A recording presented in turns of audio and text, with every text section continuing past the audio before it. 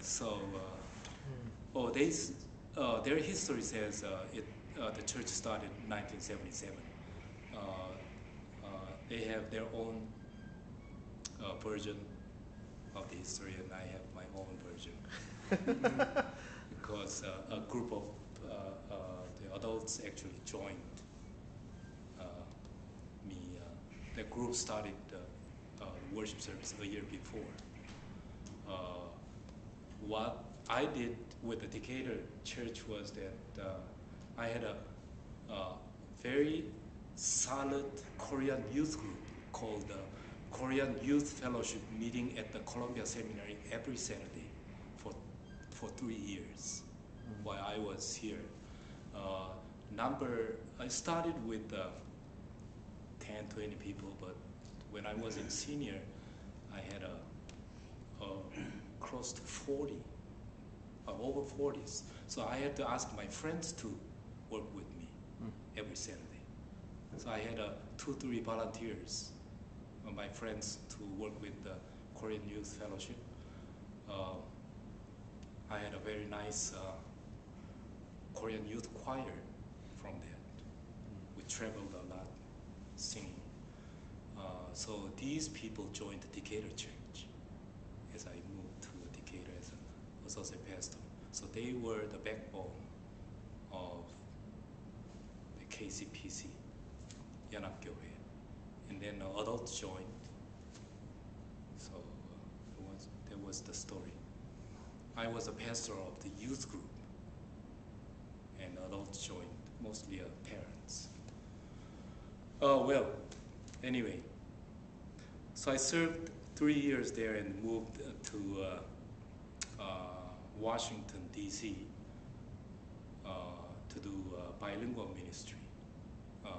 These days they called it EM, but at that time there was no terminology, EM. But instead, the presbytery there, National Capital Presbytery, had a very nice fund for bilingual ministry project. So I was recipient of that funding for 3 years. So I started bilingual ministry in a Korean church there for 3 years. It's kind of youth ministry. And then while I was doing that in Washington, I commute to go to Princeton Seminary to do my THM. When I was with Decatur Church, I'm sorry, I keep saying Decatur, Claremont Church. Why I just say Decatur? Claremont Church, it's in Decatur. I was ordained by the Claremont Church in Decatur, not Decatur Presbyterian Church. Sorry about that. And then moved to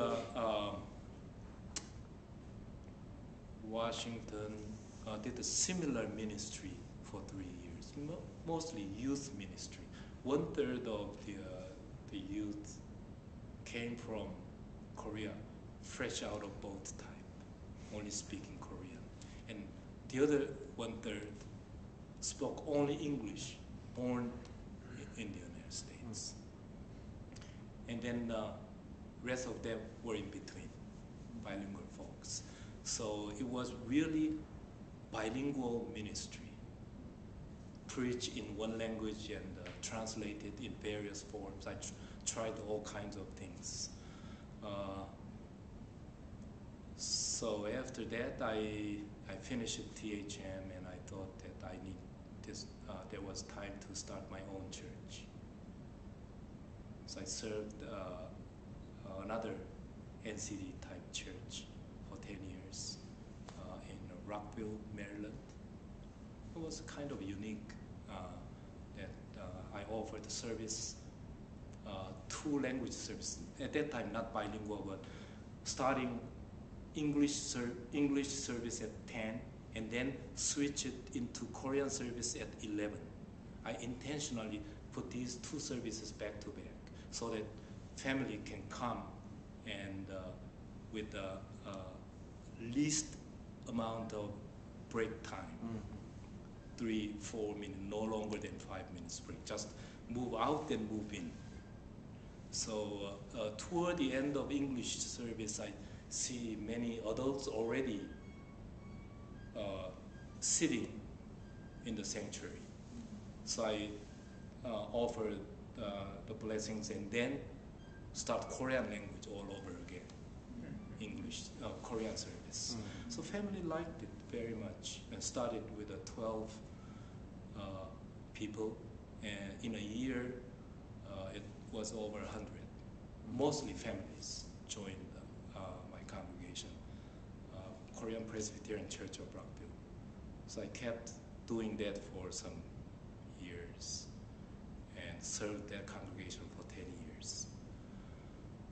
Then I was called by General Assembly to do similar kind of ministries for Asian American congregations, knowing that Asian American congregations are pretty much monolingual congregations, especially Korean churches. So I accepted that offer. It was 1994. I moved to Louisville, Kentucky to serve national office. Ever since, I have been doing the same thing. The leadership development for Asian American congregations, focusing on both groups. Try to bring Korean speaking, English speaking, or Laotian speaking, English speaking, second and first generation together and try to work out. It's a daunting job, very hard. If you work with a monolingual folks, it's much easier. Working with the two language groups require 10 times more time and effort and funding. And you get just 1/10 of the results.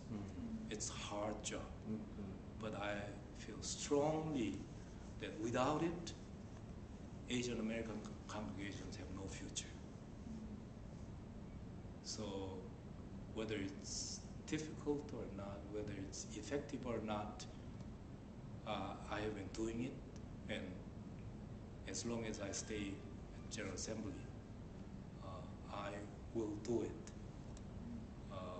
So I'm going to introduce several projects related to these efforts, bringing first and second generation together, and English speaking and Korean speaking coming together and do church together.